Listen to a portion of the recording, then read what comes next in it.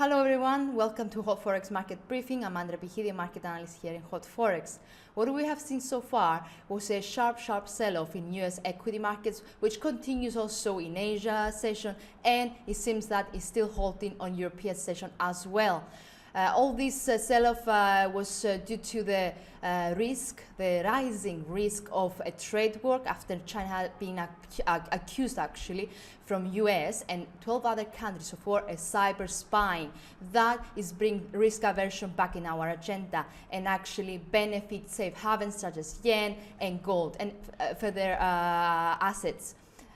Also, we have the risk of a partial shutdown of US government after President Trump rejecting last night the stopgap spending bill. However, later today, the Senate leader McConnell is going to introduce a stopgap spending bill, and if this actually pass, if 7 spending bills passed from the parliament and agree to a CR, they're going to fund the government up to February 8th. So we are on the wait and see stance regarding the risk of a partial shutdown of US government today.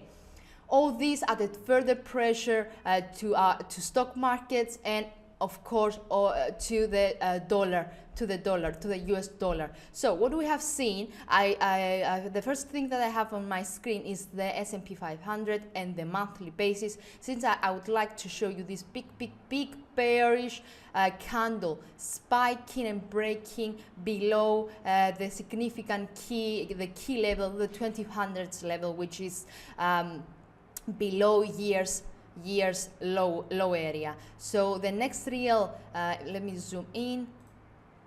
The next real support for S&P 500 is over here, 2400s.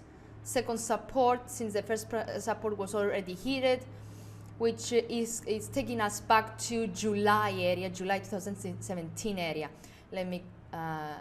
Let's watch the hourly chart. Remains to the downside, some small corrections to the upside, but let me zoom in. The last hour, it's moving below its pivot point. It's today's pivot point and continues to the downside.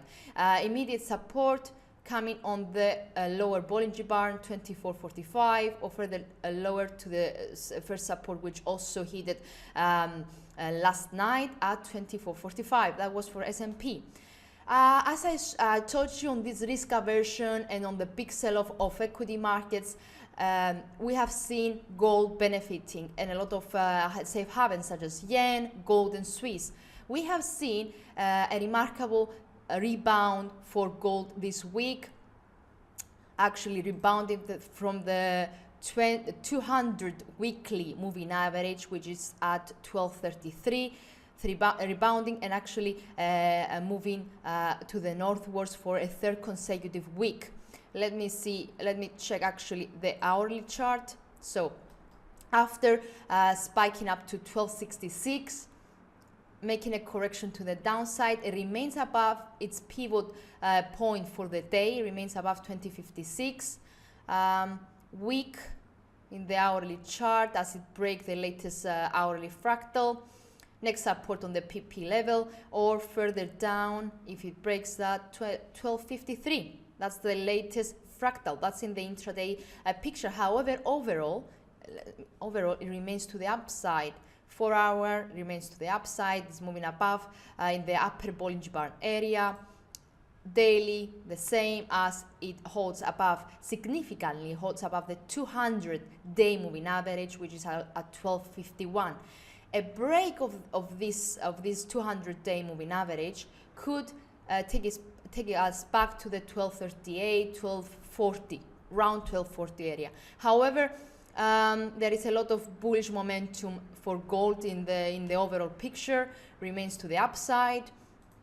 And to be honest, a break since the sell-off we have seen since March. Yesterday, the gold retested a quite key area, which is the 50% Fibonacci retracement level. As you can see over here, is the 1262. A closing this week above this area it will be positive, could be positive actually for gold, and we might see the gold retesting the 27 to 2077 area, or even 61.8%, which is up to 1286. However, we are in the Christmas season, so as always, as every single year, we face very poor, thin markets. So potentially we might see high volatile moves, but it's a thin market, so we might face a lot of consolidation and some small movements in the market overall. So it is difficult actually to see the setup for let's say dollar rally or gold rally and etc. Unless, let's say, if it is in an oversold technical driven move. So let's move on. Euro dollar for the day, spike up to 114.85 last night. Today it moves to the downside, breaks in the hourly chart the pivot points, and is moving below. It is moving at 114.22. So the next support is the around 114 area. On the break of this area, the next support stands over here at 113.80.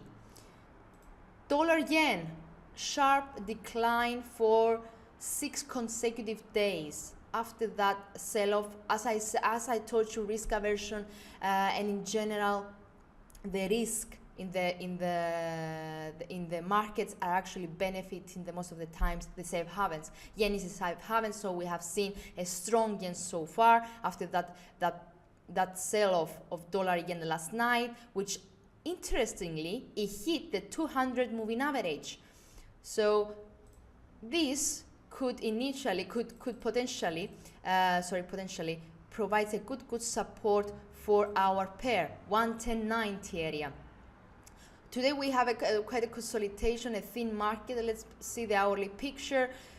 Consolidating, didn't manage to break the 111.50 level, moved to the downside. Currently is holding support at 111.04. So yeah, returning to the upside. We have so maybe it's the anticipation of the data is moving to the upside, because today we have US durable goods along with GDP. We also have a lot of Canadian data. We have retail sales out of Canada. So on the anticipation of the data, we might see a reverse to the upside, but the intraday resistance still holds on 111.43, maybe 111.50, just to be on the safe side. But yeah, so that's the immediate resistance. Immediate support, as I said, it's on today's lows over here, on the latest low in the around 111 area, and a strong support is 111.90, as if you see is the 200 moving average, and also is an area which hasn't been retested for the last 160 days, and that's nearly 4 months now. That was all from us. Thank you for watching. Hope you are having a great trading day, and see you later on. Thank you. Bye bye.